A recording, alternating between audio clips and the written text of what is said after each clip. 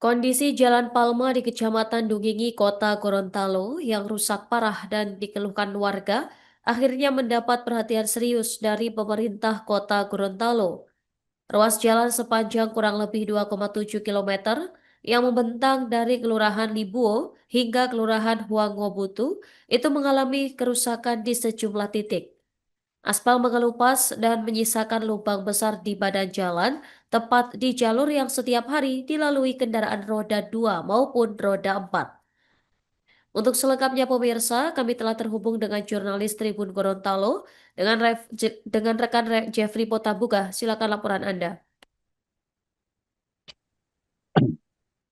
Baik rekan Nurma dan Tribuners, saya melaporkan langsung dari Gorontalo, di mana kondisi Jalan Palma di Kecamatan Dungi, Kota Gorontalo saat ini menjadi perhatian masyarakat karena mengalami kerusakan cukup parah di sejumlah titik. Ruas jalan sepanjang kurang lebih 2,7 km yang menghubungkan Kelurahan Libuo hingga Kelurahan Huangobotu itu terlihat mengalami kerusakan dengan aspal yang mengelupas dan membentuk lubang besar di badan jalan. Kerusakan ini berada tepat di jalur yang setiap hari dilalui kendaraan roda 2, roda 3 maupun roda 4. Aktivitas kendaraan di ruas jalan tersebut juga terbilang cukup padat karena menjadi salah satu akses penting bagi masyarakat di wilayah Kecamatan Dungingi.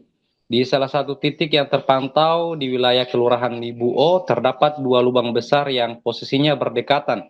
Salah satu lubang bahkan berada tepat di tengah jalan dengan diameter lebih dari 1 meter. Lubang tersebut terlihat cukup dalam dan sebagian material penutup jalan yang sebelumnya pernah digunakan untuk menutup kerusakan sudah terlepas, sehingga membentuk permukaan yang tidak rata. Di dalam lubang bahkan terlihat ban mobil yang diletakkan sebagai penanda agar pengendara lebih berhati-hati saat melintas. Sementara satu lubang lainnya berada di bagian tepi jalan. Meski masih terdapat sedikit celah aspal yang dapat dimanfaatkan kendaraan dari arah tertentu, kondisi ini tetap menyulitkan pengendara, khususnya kendaraan roda 4 yang hampir tidak memiliki pilihan selain melintas bagian jalan yang rusak tersebut. Situasi ini juga kerap memperlambat arus lalu lintas, terutama ketika dua kendaraan berpapasan tepat di titik kerusakan.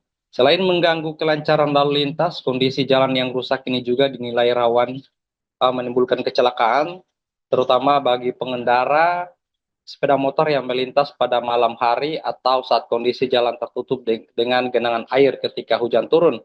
Jalan Palma sendiri bukan hanya sekadar jalan lingkungan, ruas jalan ini menjadi salah satu akses penting bagi masyarakat karena menghubungkan wilayah Kecamatan Dungingi dengan jalur menuju Terminal Dungingi.